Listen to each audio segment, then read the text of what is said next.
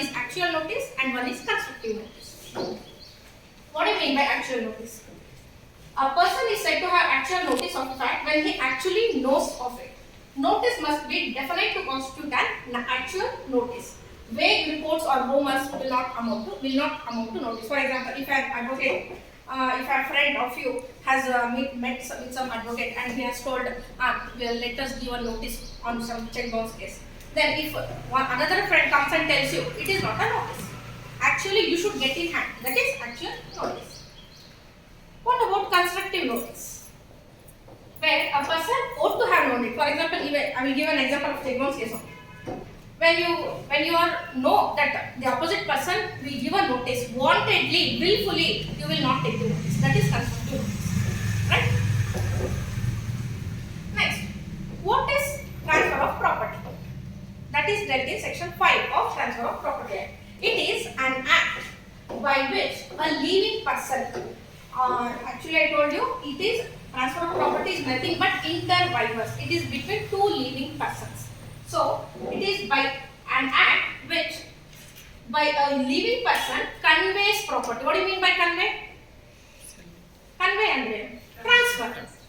Legal term is convey. Conveys the property either in present or in future to one or more living beings. I can give even to Gauri, I can give even to Priya. Same property. Right? Next, to himself or one or more other living persons. To himself means how can I transfer a property to me itself? How? In definition they have given, yes, there is that to himself. How? Any idea? Like trust. I am opening a trust. I am putting my property. I am only the trustee. So I am transferring to myself. Right? This is transfer of property. Next, we will deal with conditional transfer from section 25 to 34. Deals with conditional transfer. Transfer will be absolute or conditional. Absolute means absolutely selling the property to someone. Conditional means imposing some conditions. What are those? In that, condition precedent is there and condition subsequent is there. Condition precedent and first you should fulfill that condition, then that sale will take place. Condition subsequent and after the sale of property is done, then you should fulfill that condition. That is condition subsequent.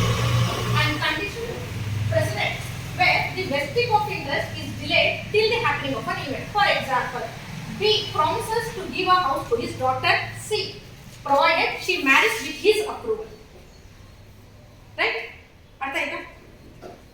That is condition precedent.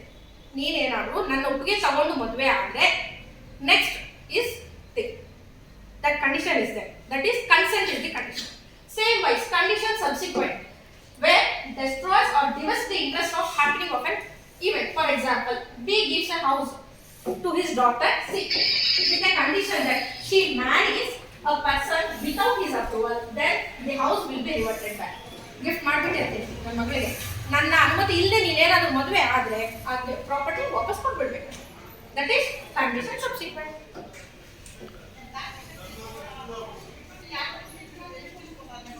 Next, section 7 deals with competency of family. Competency means should be they should have attained the majority age and should be of sound mind. Section 7. Then section 8 deals with operation of transfer.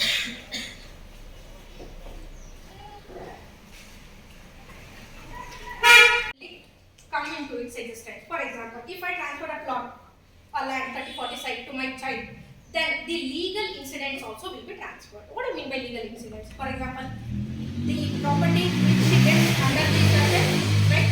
And the same thing at the same time, even we give the paying of tax, everything legally which is attached to that property will be transferred in her name. That is section 8.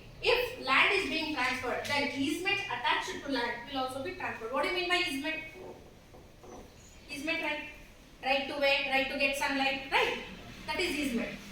If house is being transferred, then locks, keys, bars, everything are transferred. We don't write the number of locks in the agreement or say the number of tube lights or number of nuts and bolts, right? Then if machine is being transferred, then the mobile parts of the machine will also be transferred. Example, floor mill, as I said to you earlier. Next, section 10, condition restraining alienation. What do you mean by restraining?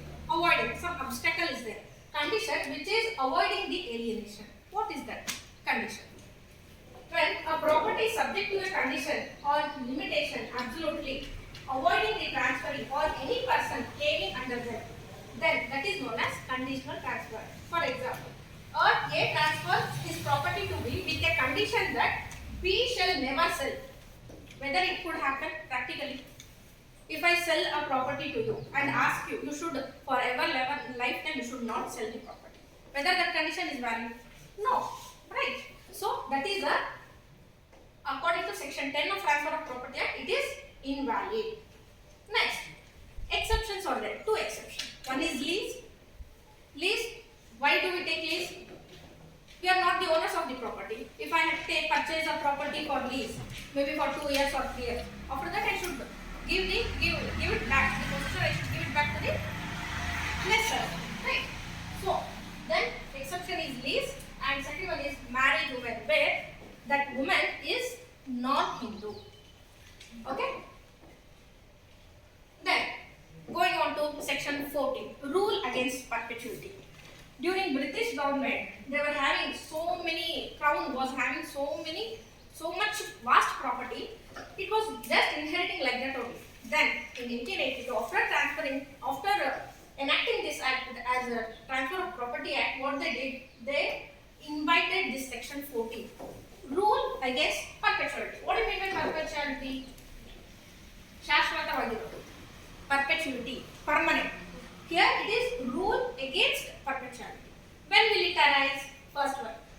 It may arise when? By taking away from transferring his power of alienation. What do you mean by alienation? Alienation is a legal term of sale. That's it. Legal term of sale. Next, second point, by creating future remote interest. Why this act was done? To see that the property is not within the clutches of only one person, and the main object of the property is it should flow from one hand to another hand.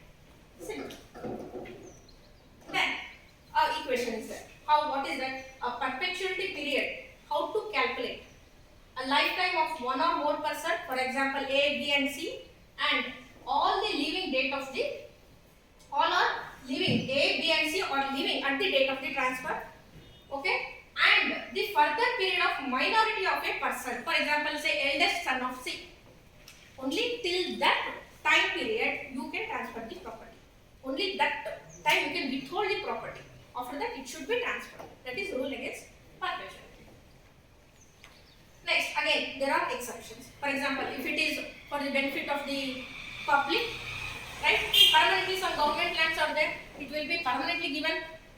For example, you take like property which is where any temple is there, permanently they might have given the government, right? It is rule against perpetuity.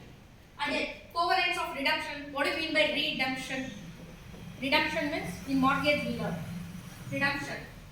Once you pay the full amount of mortgage, you have the right to reclaim. That is redemption. Next, personal agreements and mortgages. All those are exceptions for rule against perpetuity. Next, we deal with vested interest in section 19 and contingent interest in section 20. What is vested interest? Anyone? Vested interest means the right. For example, I am having the property in my name. I have a son, and according to you, my property will go to son. When one side I. That is vested interest. And what is contingent interest? It is incomplete. There will be something to happen. It depends. The sale will depend on either happening or non happening of an event. Then section 35 deals with doctrine of election. For example, I will be having a plot of land. The worth of that plot is 20,000. That's it. But what? Some man, Gauri ma'am will come and she will tell, Vilasini, I will give you 30,000. You sell that property to Anand. So by that time, I will be having doctrine of election. Either to sell that property to Anand sir, I have the right to elect whether to take or not to take. That is doctrine of election. Section 36 and 37. It deals with apportionment. What do you mean by apportionment? Sharing. Apportionment. For example, there is a property, okay, and I am taking rent of that property. I have sold it to Banu on 21st. After 21st, the rent, the 10 days rent should go to new owner, and the rent which is till 21st, it should be taken by me. That is apportionment. That is section 36. Next, section 41, ostensible owner. What do you mean by ostensible owner? Namesake owner. That you know, Benami transaction. Have you come across Benami transaction, right? So here we deal with ostensible owner. That is transfer of property by ostensible owner. It is also known as doctrine of holding out. For example, if husband buys some property in the name of the wife, though if she is a housewife also, the property is in her name, the money is given by the husband, right? If that wife transfers that property, whether she is eligible to transfer or whether the transfer is valid or not, that we will come to know in section 41. There is a famous case law, Ram Kumar versus MC Queen. What happened? McDonald, he purchased a property in the name of his wife, MC Queen. And MC Queen, what she did, without telling to her husband, she sold the property to X. What McDonald did, he has written a will of that same property in the name of Ram Kumar. Next, Ram Kumar sued X. Then court did what the court did, let us see. The Privy Council, earlier it was Privy Council, right? So the Privy Council held that Mistress Donald was an ostensible owner. So she had each and every right to transfer the property. ಯಾರ ಹೆಸರಲ್ಲಾದರೂ ತಗೊಳ್ಳಿ ಅದು ಅವರೇ owner, right? So this is the basic foundation of doctrine of holding out. Next, section 44. Section 44 is nothing but transfer of by one co-owner. For example, there is a plot of land, me and my sister both are the co-owners. Then I transfer my share, it is valid, right? But there are some exceptions for this, where if I am having a 3-floor building and 2 floors are taken by my siblings, my co-partner, my sister and one my brother, and I am in the ground floor. What I do? I sell my land. I sell my property. That is ground floor I will sell, and I will give it to either a Muslim person or a Christian or anyone apart from our family member.